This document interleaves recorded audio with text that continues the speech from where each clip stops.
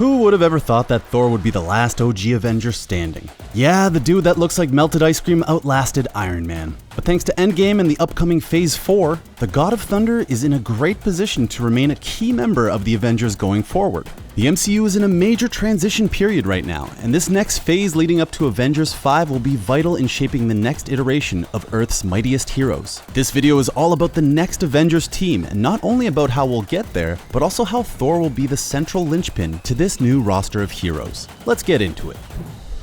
It's kinda crazy to track Thor's character across the MCU. Sure, he was admired enough, but after Phase 1 and 2, did you really think Thor would be the Avenger who got a fourth movie? Iron Man 4 or Captain America 4 just kind of rolls off the tongue. But Thor 4? Definitely not. After disappointing turns in both Thor: The Dark World and Avengers: Age of Ultron, it kinda seems like Thor was becoming unimportant. But then Taika Waititi got his kooky hands on the Thor franchise and suddenly everything changed. By embracing the humor and ramping up the zaniness, Thor Ragnarok completely reinvented Thor. He shifted from being the butt of a lot of jokes to one of the funniest characters in the MCU. And while he was becoming funnier, his story was getting increasingly more tragic. After finally earning the title of King of Asgard in Thor Ragnarok, Thor quickly lost everything in Infinity War, meaning in just 2 movies, he'd lost his father, his brother, his hammer, his home world, most of his people, and his best friend. Pretty heavy stuff. At least Mike is still alive, and after the spiraling descent into a depressed Big Thorbowski for failing to stop Thanos, Thor ended Endgame with a new purpose. He wasn't meant to be king, but rather wanted to set out to go on to new adventures and make his own destiny.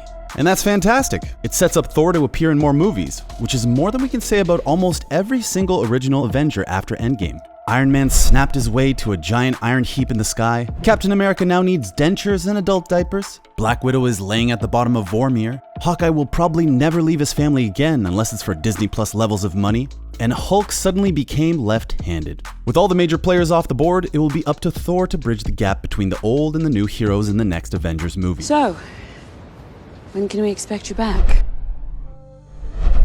Because the future is changing, Phase 4 is going to set up a complete new roster of Avengers heroes. Some that we're already familiar with, and some will be introduced for the first time. You'll have returning heroes like Doctor Strange, Black Panther, Captain Marvel, and Spider-Man, you know, if he ends up staying in the MCU for the long run. But you'll already have some new faces like Shang-Chi, some Eternals, and Jane Foster's Mighty Thor. With all these new and semi-returning faces, it would be nice to have one character that bridges the gap between the old guard and the new one. Before Endgame, I would have given that job to either Iron Man or Captain America. But surprisingly, it's Thor who's in the best position for this. Not only is he a great bridge between the cosmic side of the universe and Earth, especially since New Asgard is now located in Norway, but he can help mentor his new Avengers. This will probably come in the form of Jane Foster, who we know in Thor 4 will wield Mjolnir and become her own superhero known as the Mighty Thor. With Jane inheriting such godlike power, she'll need a teacher who can help her understand her new abilities. And since Thor's schedule is free from now until 2045, where he has an Asgardian dentist appointment that he could easily reschedule if necessary,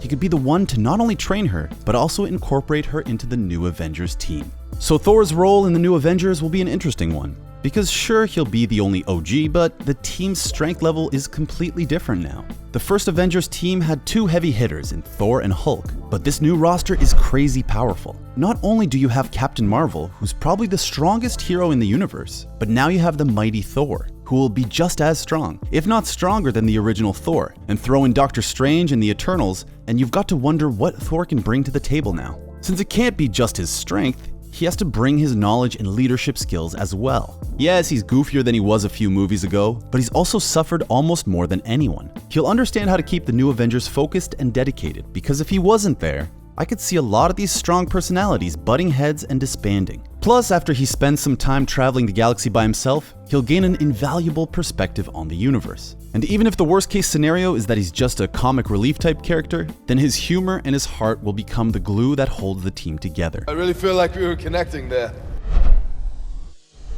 And what happens after Avengers 5?